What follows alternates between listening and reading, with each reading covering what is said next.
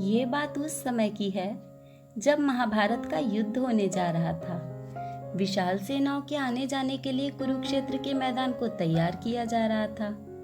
बड़े बड़े पेड़ों को उखाड़ने और जमीन साफ करने के लिए वहां हाथियों का प्रयोग किया गया था। ऐसे ही एक पेड़ पर एक गौरैया अपने बच्चों के साथ रहती थी। जब उस पेड़ को उखाड़ा गया तो गौरैया और उसके बच्चे घोंसले समेत जमीन पर गिर गए, पर पता नहीं कैसे उनकी जान बच गई। पर चिड़िया के बच्चे अभी बहुत छोटे थे और उड़ नहीं सकते थे। बेचारी चिड़िया बहुत डर गई। वो मदद के लिए इधर उधर देखने लगी। तभी उसने श्री कृष्ण को अर्जुन के साथ वहां आते देखा। वे युद्ध शुरू होने से पहले मैदान की जांच करने आए थे। चिड़िया ने श्री कृष्ण के रथ तक पहुंचने के लिए अपने छोटे छोटे पंख फड़फड़ाए। किसी तरह वो श्री कृष्ण के पास पहुंच गई। वो श्री कृष्ण से बोली, हे प्रभु, कृपया मेरे बच्चों को बचाइए, वरना कल युद्ध शुरू होने पर कुचलकर उनकी मौत हो जाएगी। वे अभी बहुत छोटे हैं और उड़ नहीं सकते। श्री कृष्ण ने गौरैया की बात सुनने के बाद उससे कहा, जब जो कुछ होना है वो होकर रहता है, मैं या कोई और उसे बदल नहीं सकता। पर गौरैया नहीं मानी। वो उनसे विनती करती हुई बोली, हे प्रभु, आप कैसे और क्या करेंगे वो मैं नहीं जान सकती, पर आप ही कालचक्र को चलाते हैं ऐसा मुझे विश्वास है। मैं अपने परिवार सहित आपकी शरण में हूँ, आगे आपकी इच्छा। गौरैया की बात सुनकर श्री कृष्ण ने गौरैया से कहा, अगले 3 सप्ताह के लिए भोजन का संग्रह अपने घोंसले में कर लो। अर्जुन को श्री कृष्ण और गौरैया की इस बातचीत का कुछ भी पता नहीं था, इसलिए अर्जुन ने गौरैया को वहां से दूर भगाना शुरू कर दिया। गौरैया वहां से उड़कर जमीन पर पड़े अपने घोंसले में वापस चली गई। उसने श्री कृष्ण के कहे अनुसार भोजन भी एकत्रित कर लिया। 2 दिन के बाद युद्ध शुरू हो गया।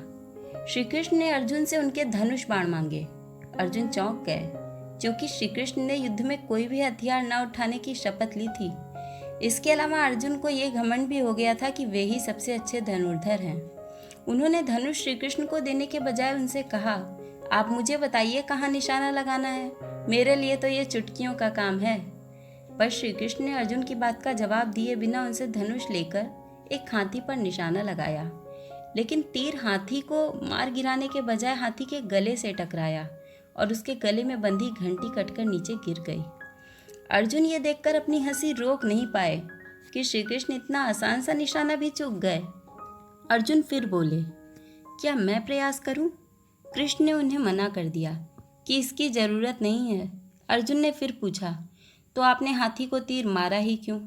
इस पर श्री कृष्ण ने जवाब दिया, इस हाथी ने गौरैया के घोंसले को पेड़ से गिरा दिया था। अर्जुन को कुछ याद नहीं आया।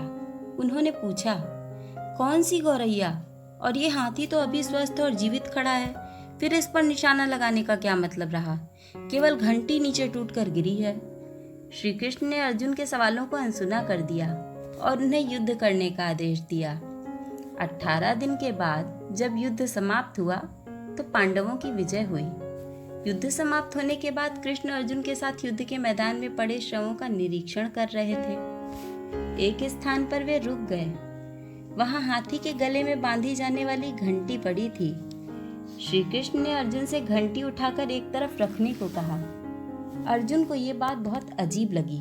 उन्होंने सोचा, यहाँ इतनी जरूरी चीजें और हजारों शव पड़े हैं और कृष्ण मुझे ये साधारण सी घंटी हटाने को कह रहे हैं। उन्होंने प्रश्नवाचक दृष्टि से श्री कृष्ण की ओर देखा। कृष्ण बोले, ये वही घंटी है जो मैंने हाथी के गले से काटी थी। ये सुनकर अर्जुन घंटी उठाने के लिए झुके। जैसे ही उन्होंने घंटी उठाई, उसके नीचे से चिड़िया और उसके बच्चे निकल पड़े। वे सब आनंद से श्री कृष्ण के चारों ओर परिक्रमा करने लगे। अर्जुन आश्चर्यचकित रह गए। 18 दिन पहले काटी गई एक घंटी ने चिड़िया के पूरे परिवार की रक्षा की थी। अर्जुन ने हाथ जोड़कर श्री कृष्ण से क्षमा मांगी और कहा, मुझे माफ करें प्रभु, मैं भूल गया था कि आप सर्वशक्तिमान हैं। इस संसार में सब कुछ आपकी इच्छा से ही होता है। मित्रों, ये कहानी हमें ये याद दिलाती है कि जो लोग भगवान की शरण ले लेते हैं, भगवान सदा उनका साथ देते हैं। तो कैसी लगी आपको आज की कहानी? अगर कहानी अच्छी लगी हो तो वीडियो को लाइक करिए और हमें कमेंट करके बताइए। ऐसी और भी कहानियों के लिए हमारे चैनल को सब्सक्राइब करिए। मिलते हैं अगले वीडियो में एक नई कहानी के साथ। तब तक के लिए राधे राधे।